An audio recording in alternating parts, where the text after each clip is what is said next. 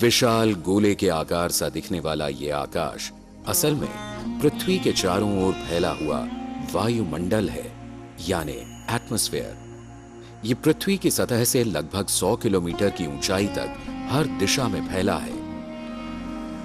आकाश के ये बदलते रंग सूर्य की किरणों और वायुमंडल की ही देन है। सूर्य की किरणें जब वायुमंडल से होकर गुजरती हैं, तो ये इसमें मौजूद मॉलिक्यूल से टकराकर हर दिशा में फैल जाती हैं। इन किरणों में मौजूद सबसे छोटी वेवलेंथ वाला नीला रंग दूसरे रंगों की तुलना में अधिक फैलता है। इसी वजह से आकाश हमें नीला नजर आता है। सूर्य के उगने और डूबने के समय उसकी किरणों को हम तक पहुंचने के लिए वायुमंडल में ज्यादा दूरी तय करनी पड़ती है।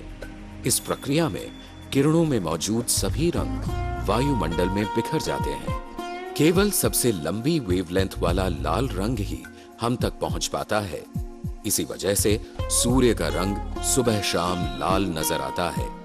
ब्रह्मांड यानी यूनिवर्स कैसे बना? यह घटनाक्रम बहुत ही अनोखा और नाटकीय था। बिग बैंग के बाद मुख्य रूप से हाइड्रोजन और कुछ मात्रा में हीलियम के कणों के विशाल बादल बने। इन्हें हम नेबुला के नाम से जानते हैं। इन्हीं बादलों के बीच तारों का जन्म हुआ। हमारा सबसे नजदीकी तारा है सूर्य। लेकिन सूर्य का विकास कैसे हुआ?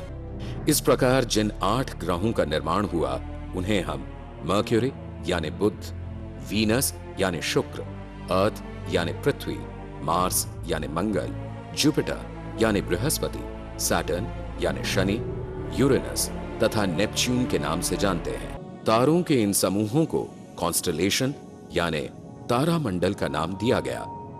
तारामंडलों की प्रमाणित संख्या 88 है। एक वर्ष में प्रकाश जितनी दूरी तय करता है, उसे लाइट ईयर कहा जाता है। एक सेकंड में प्रकाश तकरीबन 3 लाख किलोमीटर की दूरी तय करता है। इस तरह एक प्रकाश वर्ष तकरीबन 9.5 लाख किलोमीटर के बराबर होता है। सूर्य के प्रकाश को पृथ्वी तक पहुंचने में तकरीबन 8 मिनट का समय लगता है।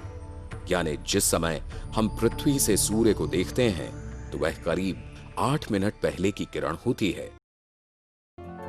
पहला नियम हम जान चुके हैं, जिसके अनुसार हर ग्रह सूर्य के चारों तरफ एक इलिप्स के आकार की कक्षा में घूमता है, जिसके एक फोकस पर सूर्य होता है। इस नियम ने प्राचीन ग्रीस के चिंतकों और कोपरनिकस के उन विचारों का खंडन किया जिनके अनुसार एक गोल कक्षा की कल्पना की गई थी। केपलर के दूसरे नियम के अनुसार जब कोई ग्रह अपने ऑर्बिट में घूमता है, तो सूर्य से उस प्लैनेट को जोड़ने वाली सीधी रेखा समान समय में समान क्षेत्रफल तय करती है। इसका तात्पर्य यह है कि जब प्लैनेट सूर्य के करीब होगा, तो उसकी गति तेज होगी।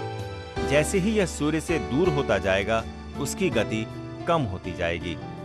आइए इसे और बेहतर तरीके से समझते हैं। मान लीजिए कि कोई प्लैनेट पॉइंट ए से पॉइंट बी तक की दूरी एक समय में पूरा करता है।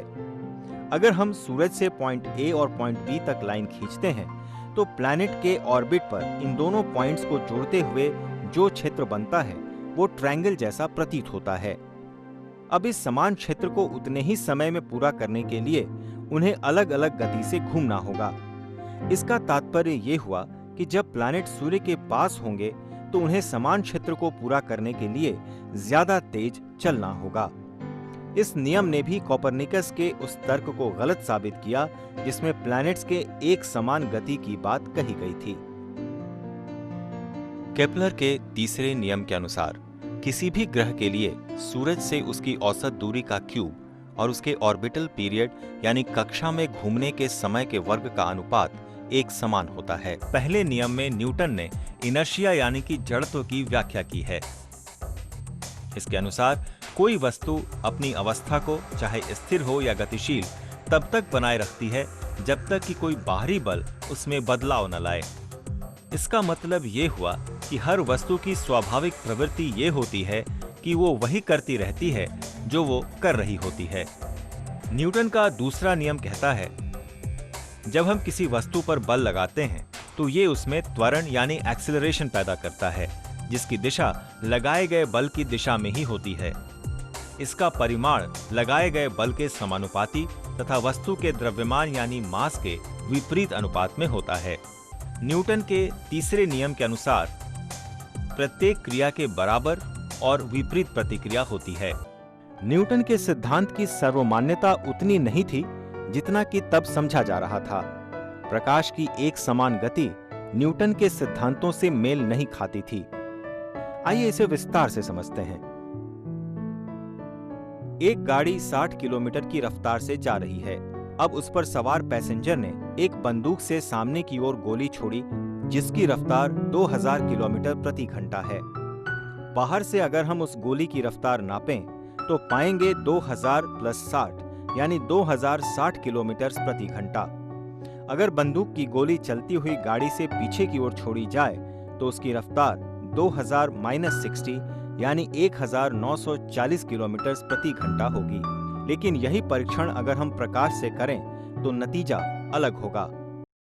ऑप्टिकल टेलीस्कोप के जरिए हमने तारों से आने वाले प्रकाश को ग्रहण करके ब्रह्मांड की गहराइयों के बारे में जाना।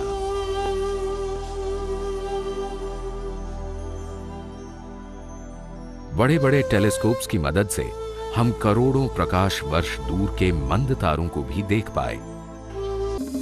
अगर हम 1 मीटर की लंबाई को 1 अरब हिस्सों में बराबर बांट दें तो इसका हर हिस्सा 1 नैनोमीटर का होगा। इस पूरी लंबाई में सूर्य से आने वाला प्रकाश 380 नैनोमीटर से 750 नैनोमीटर के बीच होता है, जिसे हमारी आंखें देख पाती हैं। दृश्य प्रकाश की वेवलेंथ यही होती है, लेकिन इस पूरे इलेक्ट्रोमैग्नेटिक स्पेक्ट्रम में अलग अलग वेवलेंथ की तरंगें हैं, कुछ छोटी और कुछ बड़ी।